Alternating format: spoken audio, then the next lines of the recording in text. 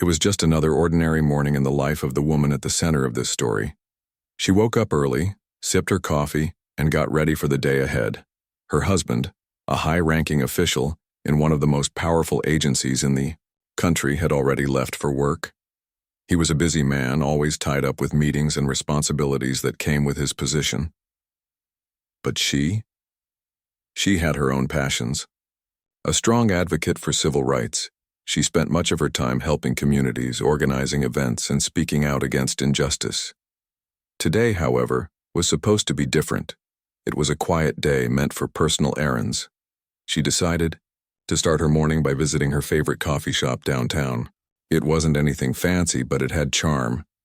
The baristas knew her face. The pastries were always fresh, and the atmosphere felt comforting. As she drove through the city streets, she couldn't help but notice how peaceful everything seemed. The sun was shining, traffic was light, and there wasn't a cloud in sight. For once, things felt calm. But calm rarely lasts long when you're someone who looks like her. As she pulled into a parking spot near the cafe, she noticed two police officers approaching her car. At first, she thought maybe they were checking on something unrelated. Perhaps there was an issue nearby or some sort of misunderstanding. But as they drew closer, their body language changed. What started as curiosity quickly turned into confrontation. One of them tapped on her window, motioning for her to roll it down. "Is there a problem?" she asked politely, trying to keep her voice steady despite feeling uneasy. The officer didn't answer right away. Instead, he leaned in, his eyes scanning the interior of the car. Then came the accusation. "This isn't your vehicle," he said firmly. "Step out of the car." Her heart sank. This was ridiculous. Of course, it was her car, or rather, her family's car. It was a luxury sedan, yes, but it wasn't stolen. It was a gift from her husband, given to her as a token of appreciation for all the hard work she did behind the scenes. She explained this calmly, pulling out her ID and registration papers to prove her point. But instead of listening, the officers grew more aggressive. "You don't look like someone who drives a car like this," one of them muttered under his breath. His tone made her skin crawl. There was no mistaking what he meant.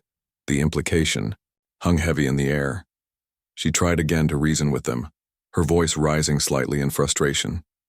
"I'm telling you, this is my car. Look at the documents." But her protests fell on deaf ears. They weren't interested in explanations. Their minds were already made up.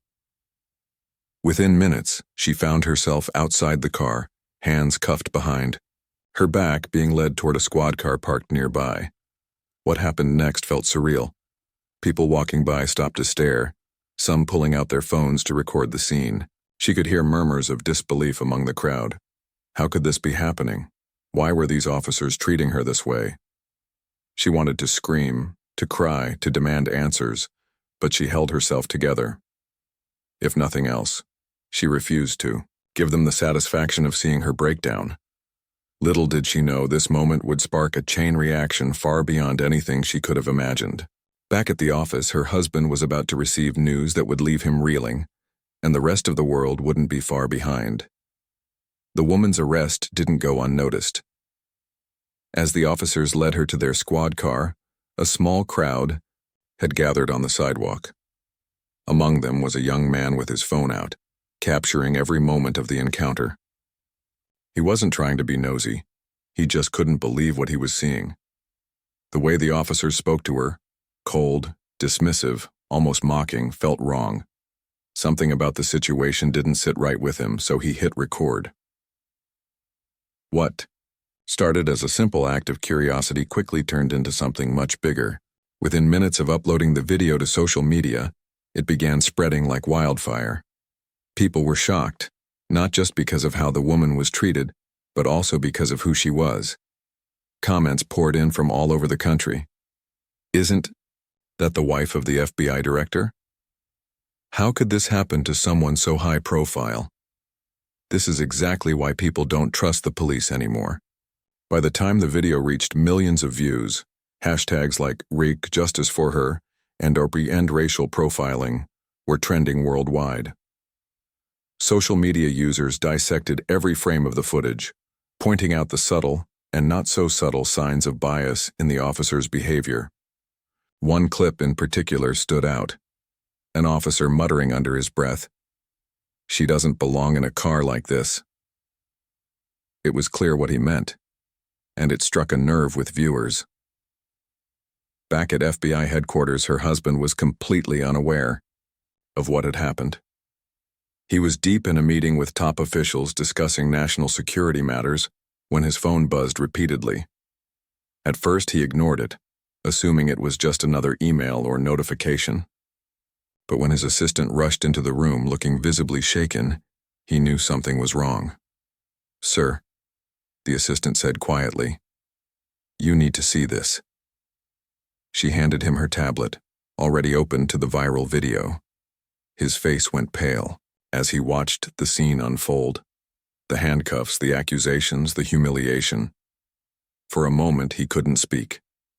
Then anger set in, hot and sharp. This wasn't just an attack on his wife. It was an attack on everything they stood for. Justice, fairness, equality.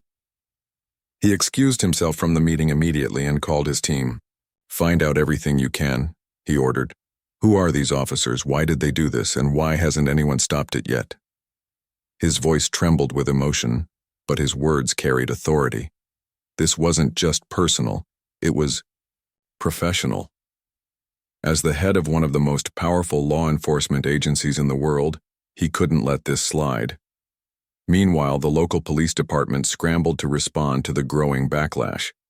In a hastily written statement, they defended the officers, claiming they had followed proper procedures and acted on reasonable suspicion. They insisted there was no wrongdoing and urged the public to wait for an official investigation before jumping to conclusions. But their response only fueled the fire. Critics argued that the phrase reasonable suspicion was often code for racial profiling, a way to justify targeting people based on stereotypes rather than evidence. As the hours passed, the story grew even more explosive. News outlets picked it up, airing interviews with legal experts, civil rights activists, and ordinary citizens who shared their own experiences of being mistreated by law enforcement. Some talked about being pulled over for no reason. Others recounted stories of being accused of crimes they didn't commit. The woman's arrest became a symbol of a much larger issue, one that touched the lives of countless individuals across the country. Her husband addressed the press later that evening, standing tall despite the weight of the day's events. Flanked by colleagues and advisors, he spoke directly to the camera, his tone measured but firm. "What happened today is unacceptable," he said. "No one, regardless of their background, their status, or their race, should ever be treated this way. We will get to the bottom of this, and we will hold those responsible accountable." His words resonated with many, but not everyone agreed. Some critics accused him of using his position to amplify a single incident, while others claimed the whole thing was blown out of proportion. The debate raged on, dividing households, workplaces, and online forums. Yet through it all, one thing remained clear. This wasn't just about one woman or one arrest. It was about exposing cracks in a system that had long been broken, and demanding real change before it was too late. By the time the woman was finally released from jail, public outrage had reached a fever pitch. Her decision to stay behind bars, and the story she shared about her fellow inmates, had struck a nerve with people across the country. Suddenly, conversations about racial profiling, systemic injustice, and police accountability weren't just abstract debates anymore. They were personal. People saw themselves, or their loved ones, in her story. It didn't matter if you lived in a big city or a small town, everyone seemed to have an opinion, and for once those opinions weren't divided along predictable lines. Civil rights organizations wasted no time seizing the moment. Within hours of her release, protests erupted outside police stations nationwide. Marchers carried signs reading, "Enough is enough" and "Justice for all," while speakers took turns sharing their own experiences of mistreatment at the hands of law enforcement. In some cities, the demonstrations were peaceful, with families standing shoulder to shoulder chanting slogans into megaphones. In others, tensions ran high as frustrated crowds demanded answers and action from local authorities. The energy was contagious, Even people who usually stayed away from activism found themselves drawn to the cause. A grandmother in Ohio organized a candlelight vigil after hearing one of the inmates' stories that the woman had retold during an interview. A college student in Texas started a petition calling for reforms in policing policies, which quickly gained hundreds of thousands of signatures. Meanwhile, celebrities and influencers used their platforms to amplify the message, posting heartfelt messages and urging their followers to get involved. It felt like the entire nation was waking up to something that marginalized communities had been shouting about for years. Politicians, too, couldn't ignore the groundswell of anger. Lawmakers from both sides of the aisle began speaking out, though their responses varied widely. Some called for immediate investigations into the officers involved in the arrest, while others pushed for broader reforms in how police departments operated. There were heated debates on Capitol Hill, with certain senators arguing that incidents like this were isolated and shouldn't overshadow the good work most officers did. Others countered by pointing out that even one case of injustice was one too many, and that ignoring systemic issues only made them worse. Her husband, the FBI director, became a central figure in these discussions. As someone deeply embedded in law enforcement himself, his words carried weight. He gave a series of interviews where he spoke candidly about the need for change, not just within local police forces, but within federal agencies as well. "We can't keep pretending these problems don't exist," he said during one particularly emotional appearance.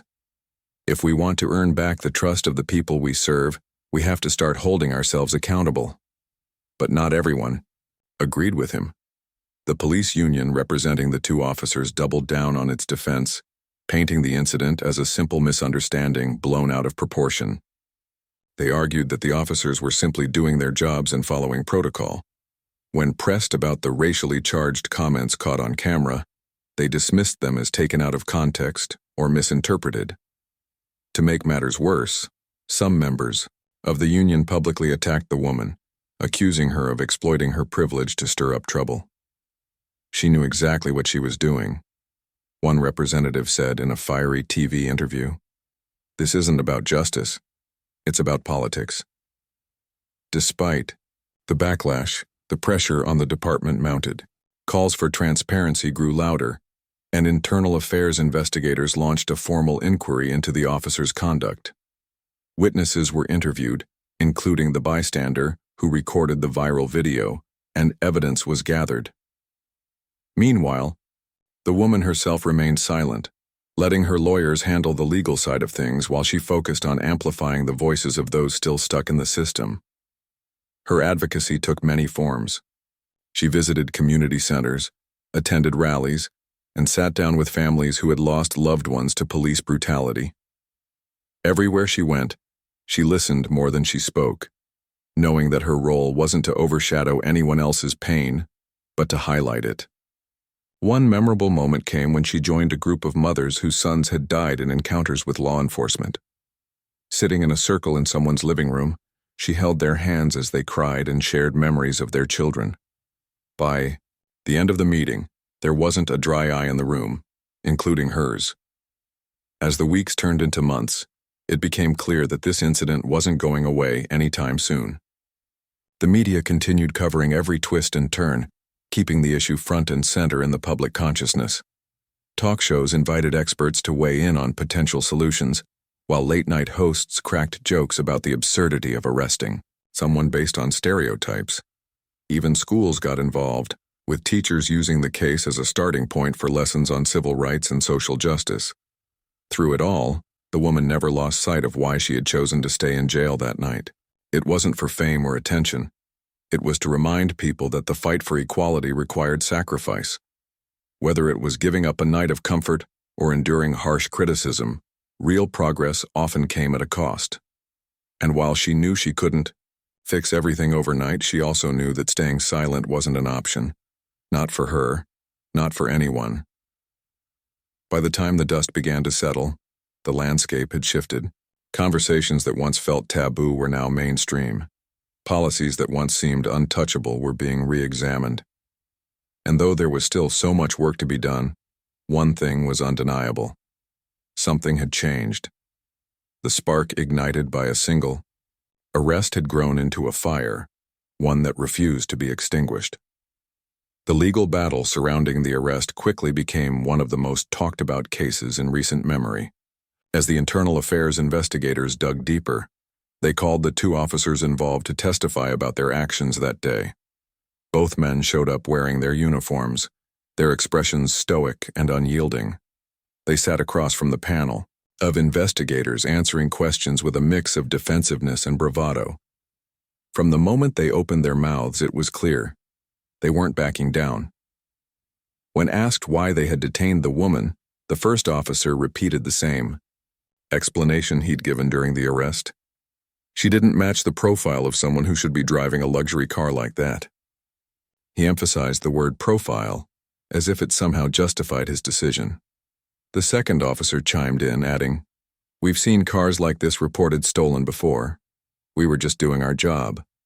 But when pressed further about specific evidence, or behavior that raised red flags, their answers grew vague. They admitted they hadn't noticed anything unusual about how she was driving, or even checked her license plate against any active theft reports before pulling her over. Their defense boiled down to one central argument. She looked out of place, so they assumed something was wrong. Things got even more tense when the investigators brought up the racially charged comments caught on camera. One officer insisted he never said what viewers heard, claiming the audio quality made it impossible to trust. The other took a slightly different approach, arguing that his words had been misinterpreted. "I wasn't being racist," he said firmly. "I was describing what I saw, a car that didn't fit her appearance." Their refusal to acknowledge any wrongdoing only deepened the divide between them and the public. To many, their explanations sounded hollow, almost rehearsed. Critics pointed out that doing your job shouldn't mean harassing innocent people based on stereotypes. Others argued that their insistence on sticking to their story despite overwhelming evidence proved just how deeply ingrained bias could be in law enforcement. As news of their testimonies spread, opinions split sharply. Some supporters rallied behind the officers, framing them as scapegoats in a larger political fight. "They're just trying to do their jobs," one commenter wrote online. "Why are we crucifying them for following protocol?" Others dismissed these arguments as excuses, pointing out that real justice required accountability. "If you make a mistake, own up to it," another wrote. "Don't hide behind policy when you know you were wrong." The controversy spilled into the courtroom as disciplinary hearings began. Lawyers representing the officers argued that the entire situation had spiraled out of control because of the woman's high-profile status. Would this have gotten so much attention if she wasn't married to the FBI director? One attorney asked during opening statements. It was a question designed to shift focus away from the officers' actions and onto the media circus surrounding the case. But it backfired almost immediately. Opposing counsel shot back, "Are you saying regular citizens don't deserve the same level of scrutiny when they're mistreated? Because that's exactly what this is about." Witnesses testified throughout the proceedings, painting a fuller picture of what had happened that day. The bystander who recorded the viral video described feeling uneasy as he watched the interaction unfold. After weeks of hearings, testimonies, and debates, the woman finally stepped into the spotlight to share her side of the story. It wasn't just about clearing her name anymore. It was about using her voice to amplify the voices of those who had been silenced for far too long.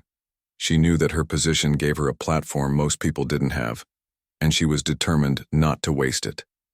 The press conference was held in a small auditorium, packed with reporters, activists, and community members eager to hear what she had to say. Cameras flashed as she walked onto the stage, flanked by her husband and a group of civil rights leaders who had supported her throughout the ordeal. For a moment, she stood there quietly, taking in the scene before stepping up to the microphone. When she began speaking, her tone was calm but filled with emotion. "I never imagined I'd be standing here today," she started, pausing to collect herself. "I never thought something like this could happen to me. Or rather, I didn't think it would happen so publicly. But now I realize that's part of the problem.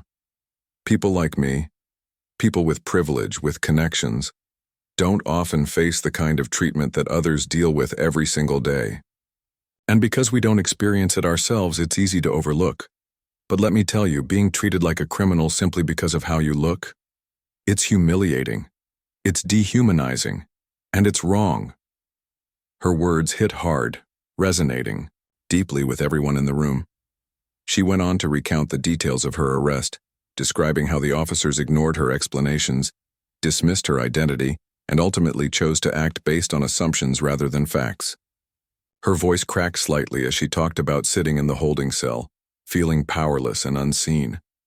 But then she shifted gears, focusing less on her own pain and more on the lessons she had learned. In jail, I met women who shared their stories with me, she continued. Stories of being pulled over for no reason, of losing jobs because of false accusations, of having their lives turned upside down by systems that were supposed to protect them.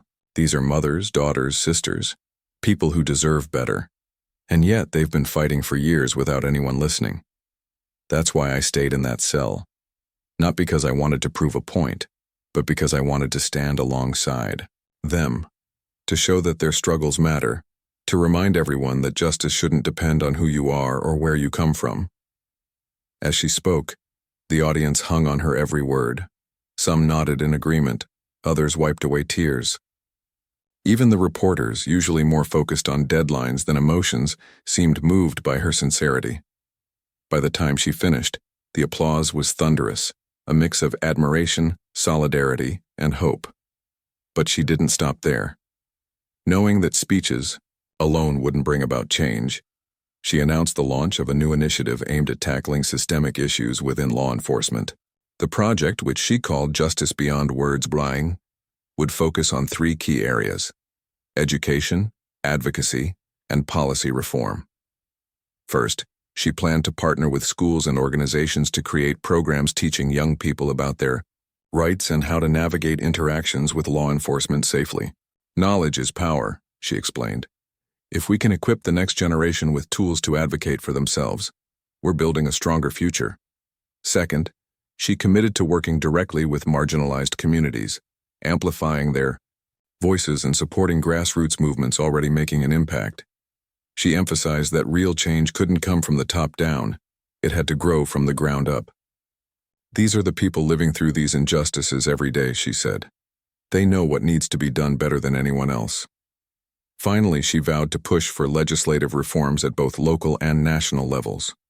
Working closely with lawmakers, activists, and experts, she aimed to introduce policies requiring mandatory bias training for all officers, stricter accountability measures for misconduct, and independent oversight boards to review complaints against police departments. We need transparency, she declared, and we need consequences when things go wrong. Her announcement sent ripples through the crowd. Many saw it as a turning point, a sign that this incident wouldn't fade into obscurity once the UR headlines died down. Instead, it would serve as a catalyst for meaningful action. Social media lit up with reactions, as supporters praised her commitment to lasting change while critics questioned whether such efforts could truly make a difference. But for her, skepticism was nothing new. She understood that progress rarely came without resistance. In the days following the press conference, she threw herself into the work. She traveled across the country, visiting neighborhoods affected by similar injustices and meeting with families eager to share their experiences. In one city, she joined a group of high school students organizing a march to demand safer streets. In another, she attended a town hall meeting where residents aired grievances about excessive force used by local officers. Everywhere she went, she listened more than she spoke, knowing that true leadership meant empowering others rather than overshadowing them. Back home, she collaborated with legal experts to draft proposals for policy changes, consulting with grassroots organizations to ensure their input was included. She also worked closely with her husband, leveraging his influence within federal agencies to push for reforms at higher levels. Together, they became a powerful duo, combining passion with strategy to drive momentum forward. Of course, not everyone was supportive. Critics accused her of grandstanding, claiming she was using her newfound fame to build a career out of activism.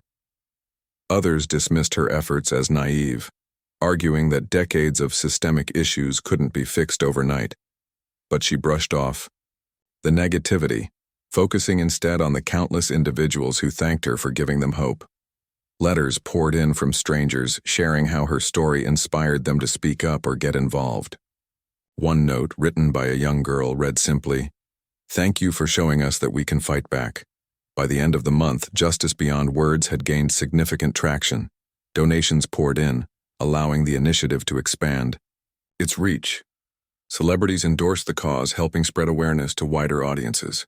Even politicians who had initially hesitated to comment publicly began voicing support, recognizing that ignoring the movement was no longer an option. Through it all, the woman remained grounded. She knew the road ahead would be long and challenging, full of setbacks and obstacles. But she also knew that staying silent wasn't an option, not for her and not for anyone else willing to join the fight. As she often reminded herself and others, change might take time, but it always starts with a single step. And she was ready to keep walking, no matter how far the journey stretched. The legal battle against the two officers dragged on for months, turning into a grueling test of patience and resolve. Every hearing brought new twists, revelations, and heated arguments that kept the nation glued to their screens. For the woman at the center of it all, the process was exhausting, not just because of the constant scrutiny, but because of what it represented: a fight for accountability in a system that often seemed designed to protect itself. As the case unfolded, details emerged that painted an even clearer picture of what had happened that day. Dashcam footage from the officer's patrol car revealed inconsistencies in their testimonies. In one clip, the lead officer could be heard muttering under his breath, "She's lying. People like her always lie." The comment sent shockwaves through the courtroom, confirming suspicions of bias that many had long suspected but struggled to prove. Experts called it damning evidence, while supporters of the officers dismissed it as taken out of context. Either way, it became a pivotal moment in the trial. Witnesses continued to testify, each adding another layer to the story. One particularly powerful voice came from a retired police captain who had spent decades training recruits. He took the stand reluctantly, explaining that he felt torn between loyalty to his profession and his duty to speak the truth. When asked about the officers' actions, he didn't mince words. What they did wasn't policing, he said firmly. It was profiling. It was prejudice disguised as procedure. And if we don't call it out when we see it, we're complicit. His testimony struck a chord with many in the courtroom, including the jury. Jurors exchanged glances as he spoke, nodding along to his points. Even some members of law enforcement present admitted privately that his words hit close to home. Change might start with holding individuals accountable, but it would take more than convictions to fix a broken culture. Meanwhile, outside the courthouse, protests remained a near-daily occurrence. Families affected by similar incidents joined forces with activists, creating a coalition determined to keep the pressure on. They marched, chanted, and held vigils, refusing to let the public forget why this case mattered. One evening, a candlelight vigil drew thousands of people, filling the streets with flickering lights and heartfelt messages written on posters. "We are not afraid anymore," Redo. The legal battle against the two officers dragged on for months, turning into a grueling test of patience and resolve. Every hearing brought new twists, revelations, and heated arguments that kept the nation glued to their screens. For the woman, at the center of it all, the process was exhausting, not just because of the constant scrutiny, but because of what it represented: a fight for accountability in a system that often seemed designed to protect itself. As the case unfolded, details emerged that painted an even clearer picture of what had happened that day. Dashcam footage from the officer's patrol car revealed inconsistencies in their testimonies. In one clip, the lead officer could be heard muttering under his breath, "She's lying. People like her always lie." The comment sent shockwaves through the courtroom, confirming suspicions of bias that many had long suspected but struggled to prove. Experts called it damning evidence, while supporters of the officers dismissed it as taken out of context. Either way, It became a pivotal moment in the trial. Witnesses continued to testify, each adding another layer to the story. One particularly powerful voice came from a retired police captain who had spent decades training recruits. He took the stand reluctantly, explaining that he felt torn between loyalty to his profession and his duty to speak the truth. When asked about the officer's actions, he didn't mince words. What they did wasn't policing, he said firmly. It was profiling. It was prejudice disguised as procedure. And if we don't call it out when we see it, we're complicit. His testimony struck a chord with many in the courtroom, including the jury. Jurors exchanged glances as he spoke, nodding along to his points. Even some members of law enforcement present admitted privately that his words hit close to home. Change might start with holding individuals accountable, but it would take more than convictions to fix a broken culture. Meanwhile, outside the courthouse, protests remained a near-daily occurrence. Families affected by similar incidents joined forces with activists, creating a coalition determined to keep the pressure on. They marched, chanted, and held vigils, refusing to let the public forget why this case mattered. One evening, a candlelight vigil drew thousands of people, filling the streets with flickering lights and heartfelt messages written on posters. "We are not afraid anymore," read one sign. "Your silence is violence," read another. The atmosphere was somber yet hopeful, a reminder that unity could be a powerful force for good. Back inside, the legal proceedings reached their climax. After weeks of deliberation, the jury finally delivered its verdict. Guilty on multiple counts, including violating civil rights and misconduct under color of authority. Gasps filled the courtroom as the decision was announced. Supporters erupted into cheers, hugging each other and wiping away tears. Critics muttered angrily, accusing the court of bowing to public pressure. But for the woman, the verdict wasn't about vindication, it was validation. Validation that her experience hadn't been isolated or imagined. Validation that systemic issues couldn't hide forever. The sentencing phase followed shortly after. Both officers were handed prison terms, though critics argued they should have faced harsher penalties. Still, the fact that they were going to jail at all sent a strong message, a message that no one, regardless of rank or badge, was above the law. Legal experts hailed the outcome as a landmark decision, noting that cases like this rarely resulted in such clear-cut accountability.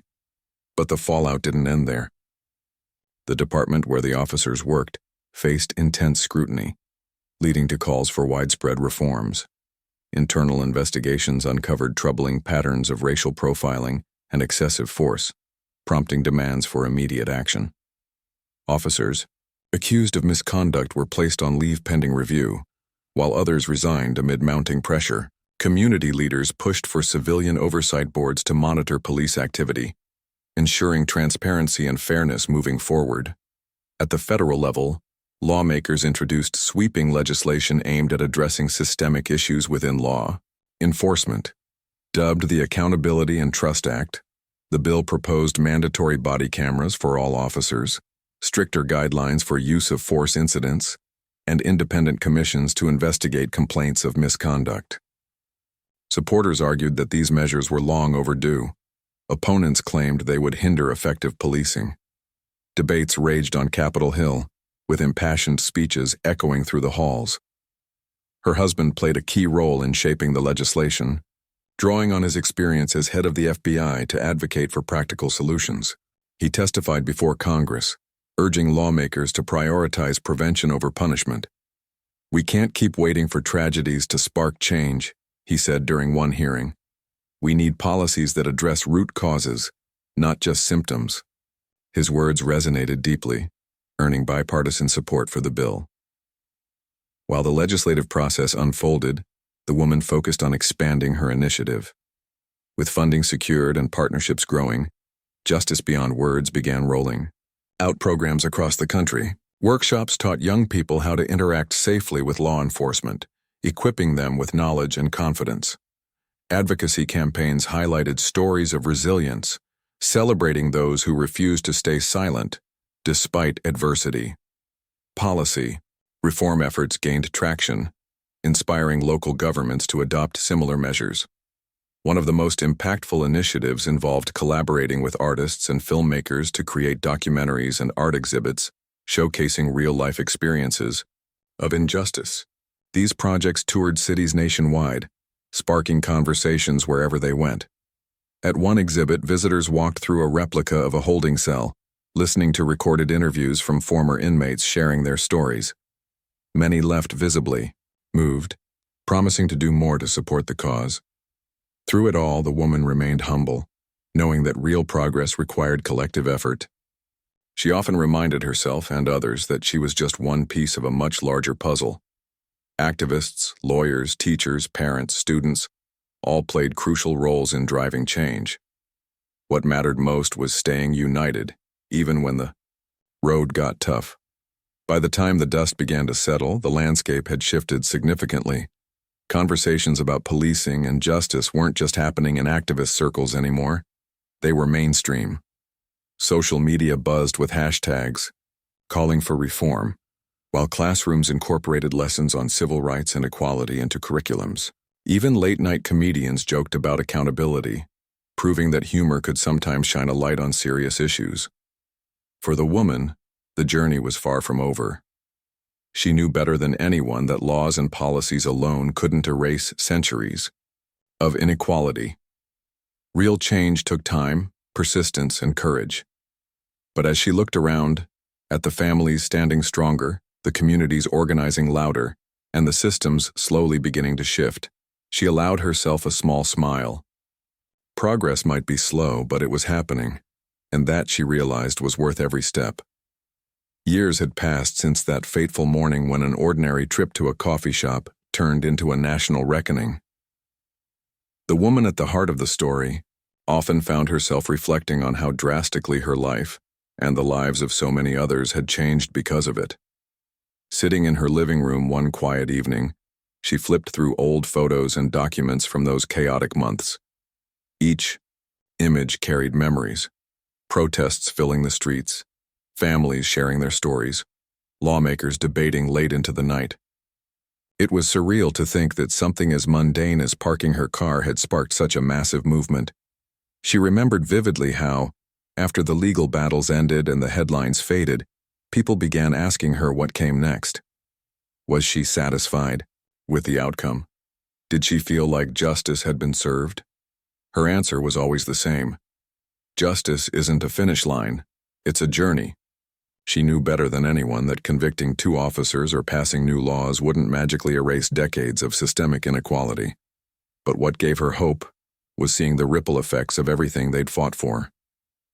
Take the police department, where the incident occurred, for example.